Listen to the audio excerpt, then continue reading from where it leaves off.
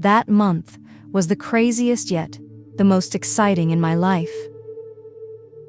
It started on a night like this, thick darkness pressing against my bedroom window, the silence of the house broken only by the ticking of the clock.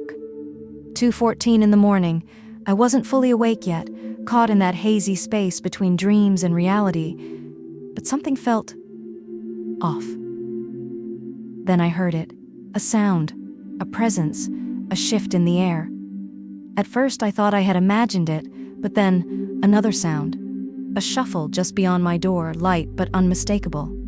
My breath hitched. My mother was away on a business trip. The only person in the house besides me was George, my stepfather. I stayed still, listening, my body rigid under the sheets. A heartbeat, not mine, his, just outside my door. I should have been afraid.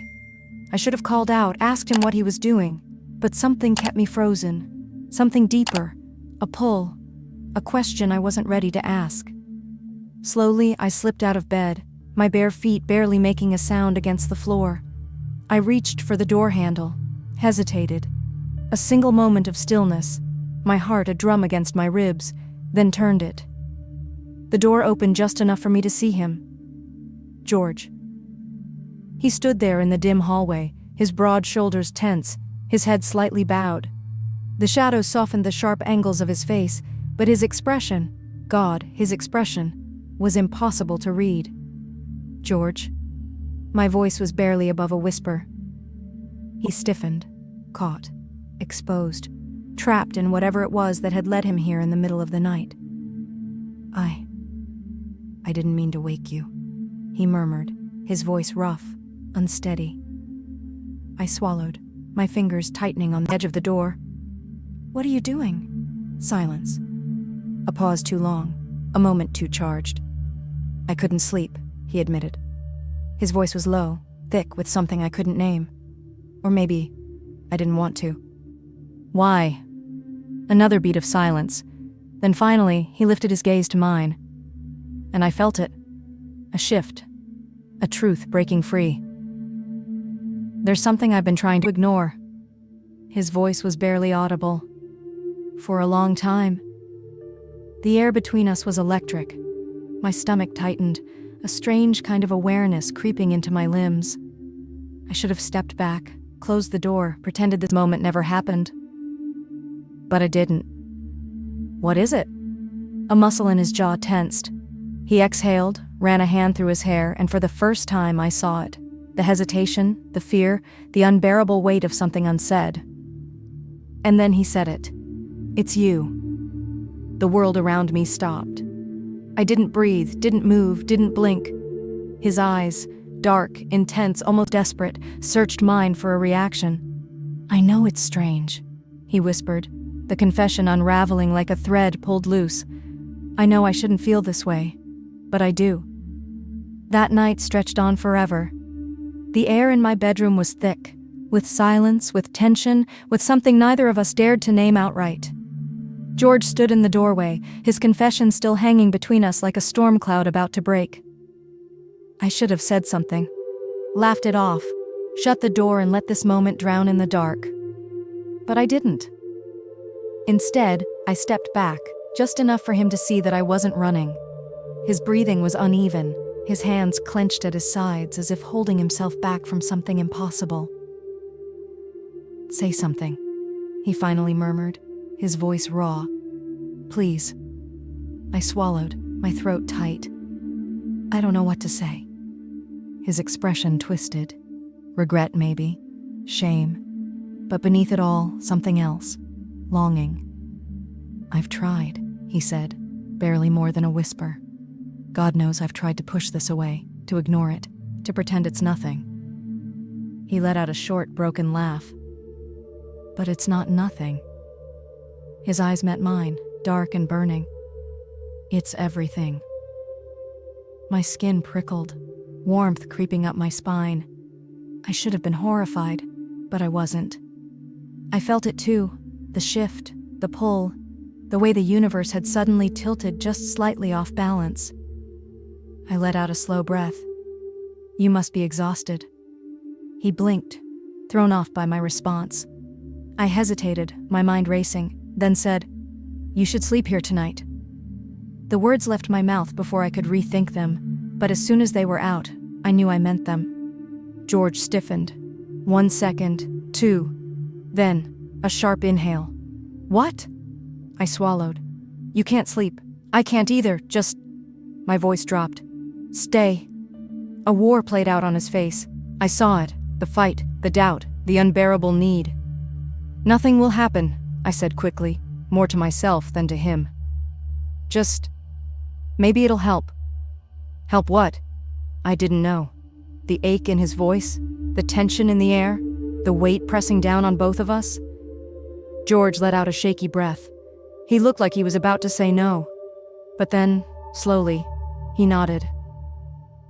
I stepped back toward the bed, slipping under the covers, feeling the mattress shift as he hesitated before finally lying down beside me. There was space between us, inches that felt like miles. Neither of us spoke. Neither of us moved. But I could hear his breathing, uneven, careful, full of things unsaid. I closed my eyes, willing sleep to come, but I knew it wouldn't. Not tonight. Because this was the first night and nothing happened between us. And something told me it wouldn't be the last. The morning came too soon. I woke up before I even opened my eyes, the weight of the night still pressing down on me. The sheets were warm, the air was still, the space beside me wasn't empty. For a moment I didn't move. I could hear his breathing, deep, steady, just inches away. The mattress dipped under his weight and I could feel the faint heat radiating from his body. He hadn't moved in his sleep. Neither had I. Last night flashed in my mind like a reel of film. The confession, the tension, the quiet acceptance. I turned my head just slightly, just enough to see him. George was already awake. His eyes were open, staring at the ceiling, his hands folded over his stomach. He looked deep in thought, his expression unreadable. But as if sensing my gaze, he turned his head toward me. A pause, a shift, a silent moment that spoke louder than words. "Morning," I murmured, my voice still laced with sleep. He swallowed. "Morning." A heavy silence settled between us, but it wasn't uncomfortable. It was something else. Something charged. I pushed myself up slightly, rubbing a hand over my face.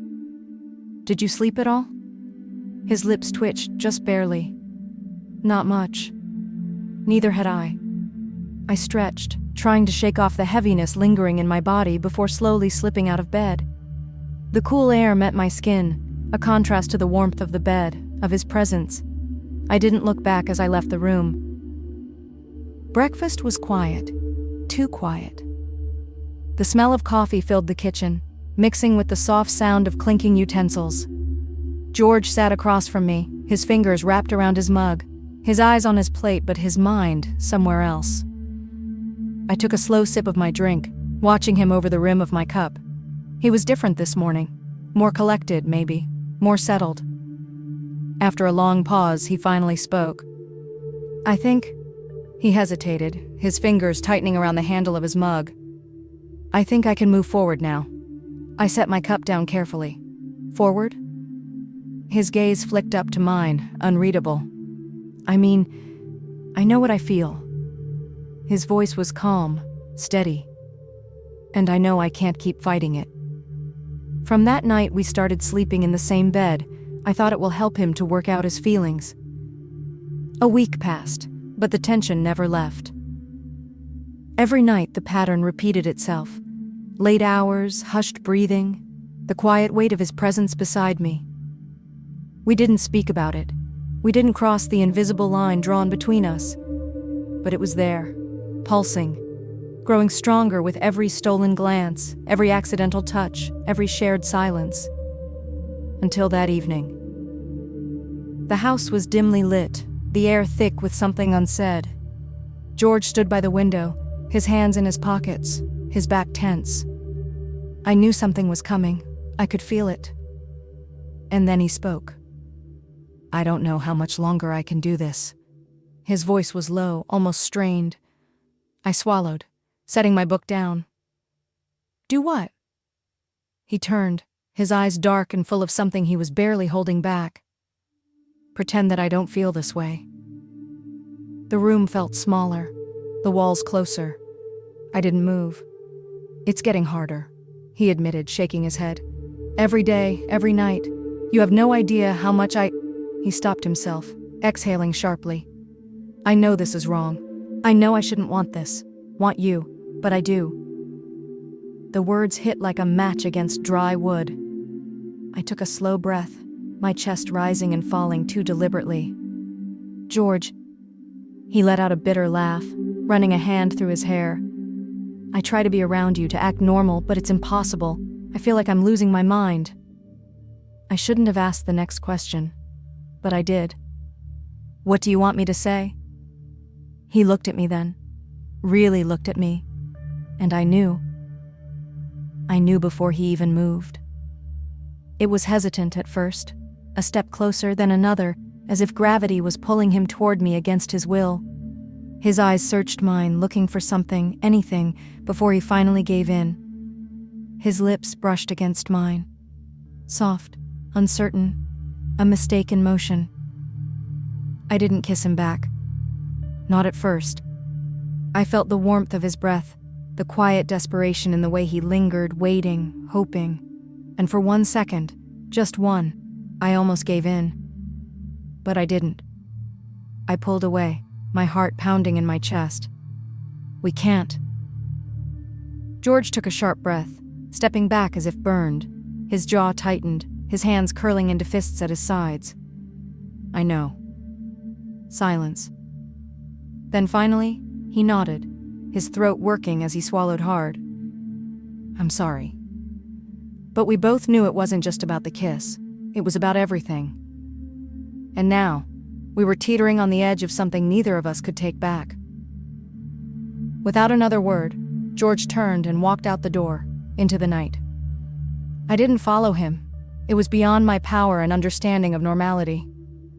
The wine burned down my throat, sweet and sharp, but it wasn't enough to drown out my thoughts. I sat curled up on the couch, the half-empty glass dangling from my fingers, my mind circling around the same impossible thing over and over again. George, his words, his touch, his lips brushing against mine. I shouldn't have let it happen, but I did. And now he was gone. Out there, walking under the rain, trying to escape the weight of what we had done. Or almost done. I tipped the glass back, swallowing the last sip, and leaned my head against the couch, closing my eyes. The house felt too quiet without him in it. Then the door creaked open. My eyes snapped open, and I turned toward the entrance. George. He stood there, drenched from the rain, water dripping from his hair, his jacket clinging to his body. His expression was unreadable, but his eyes, God, his eyes, they were stormy, restless, full of everything he had tried to leave behind. I set my glass down carefully, standing. You're soaked. He let out a breath, shaking his head.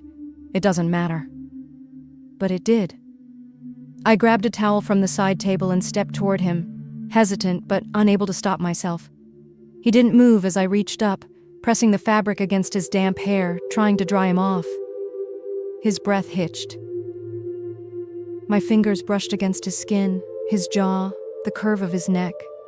I felt him tense, every muscle in his body drawn tight. Neither of us spoke. I kept dabbing at his hair, even though I wasn't really drying anything anymore. The air between us grew heavier, charged, like a wire pulled too tight. One more touch, one more second, and it would snap. Then George did something I wasn't prepared for. He closed his eyes and leaned into my touch. A shiver ran down my spine. My fingers stilled, my breath catching in my throat. No. I dropped the towel, stepped back, created space before I did something I couldn't undo. George's eyes opened. He looked at me, really looked at me. His jaw clenched and something flickered in his gaze. Anger, frustration, want. You're playing with me, he murmured, voice low, rough. I stiffened. I'm not. You are. His tone sharpened. You let me sleep in your bed. You don't pull away, but you never let me come closer either. I exhaled sharply, rubbing a hand over my face. It's not that simple. George let out a bitter laugh. It's the simplest thing in the world. He took a step toward me, eyes burning. I love you. I want you. And you? He shook his head. You feel something too, don't you? Yes. But I couldn't say it. I wouldn't. I folded my arms, steeling myself. This has to stop. His expression darkened. Right, of course. His voice was cold now, distant. He turned on his heel, walking away, his wet clothes leaving faint prints on the wooden floor. I stood there, my arms wrapped tightly around myself, watching as he disappeared down the hall. And even though I had told him to stop, to end this, the days that followed were suffocating. We moved through the house like strangers, careful, distant, avoiding anything that might bring us too close. But the tension, God, the tension never faded. It clung to the walls, seeped into the air, settled into the quiet moments when our eyes met for just a second too long. I could feel it when we passed each other in the hall, his presence like a storm cloud just on the horizon. I could hear it in the way he spoke, short, clipped sentences, as if every word was a battle within him. I could see it in the way he looked at me, like he was still fighting something he had already lost. Nights were the worst. Every evening I would go to my room, close the door, slip under the covers, and wait. Wait for the sound of his footsteps outside my door. Wait for the hesitation, the lingering pause before he would retreat to his own space. Because no matter how much I told myself it was over, that we had drawn the line, I knew. He was still thinking about it. About me. About us. And so was I. One night, I heard him in the kitchen, the quiet clink of a glass against the counter. I found him there, standing in the dim glow of the stove light, his hands braced against the edge of the sink. His shoulders were tense, his breath slow and controlled. Too controlled. He didn't turn when he heard me enter. "Can't sleep?" I asked, keeping my voice neutral. He exhaled through his nose. "No." Silence. I lingered in the doorway, fingers gripping the hem of my sweater. Something about the way he stood there, rigid and unmoving, made my stomach tighten. He finally turned his head, just enough for me to see his profile. I think about that night. His voice was quiet. Every night. My throat went dry. His fingers curled into a fist against the counter. "You told me to stop." I swallowed. I did. He let out a short, bitter laugh. "But you don't want me to, do you?" The air in the kitchen thickened, the invisible thread between us pulling tight. I could lie. I could deny it, tell him he was wrong, that I didn't think about it just as much as he did. But we both knew the truth. I stepped forward, just a little. "I don't know what I want." George turned then, finally looking at me. His eyes were dark, unreadable. A storm ready to break. "Liar," he said. I couldn't do this anymore. The silence, the distance, the way we tiptoed around each other as if nothing had happened, it was unbearable. The weight of it pressed down on my chest every night, making it impossible to breathe.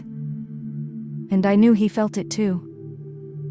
So that evening, as the house settled into its usual quiet, I made a decision. I knocked on his door, soft, hesitant, but firm. A pause. Then the door creaked open. George stood there, his eyes shadowed, his expression unreadable. For a moment, neither of us spoke. Then I swallowed and said, "We need to talk." He studied me, searching for something, then stepped aside, allowing me in. The room was dimly lit, warm, carrying his scent, familiar, unsettling. I stood near the bed, wrapping my arms around myself as he leaned against the desk, waiting. I took a slow breath. This past week, it's been hard. His jaw tightened, but he said nothing. I pressed on, and I think, No, I know that I haven't been honest. His eyes flickered. Honest about what? I hesitated, my heart pounding. About what I feel, about what I've been doing. He straightened slightly. What have you been doing? I swallowed, heat creeping up my neck, my hands clenched at my sides. At night, I started, voice barely above a whisper. When we've been sleeping together, I've touched you. The confession hung in the air, thick and heavy. George's breath caught, his fingers flexing at his sides. What? My throat was dry. Not in a way you'd notice, not in a way that would wake you up. My voice trembled slightly. But I have, and I've thought about it. I've thought about you. The moment shattered around us. George took a slow step forward, his eyes locked onto mine, dark and unreadable. Say that again. I forced myself to hold his gaze. I've thought about it. About you. About us. His chest rose and fell unevenly, his control slipping. And? I exhaled shakily. And I don't know what to do with it. A muscle in his jaw twitched. So you came here to tell me that? No. I took a step closer. I came here to tell you that I think I want this too. The second those words left my mouth, the tension exploded.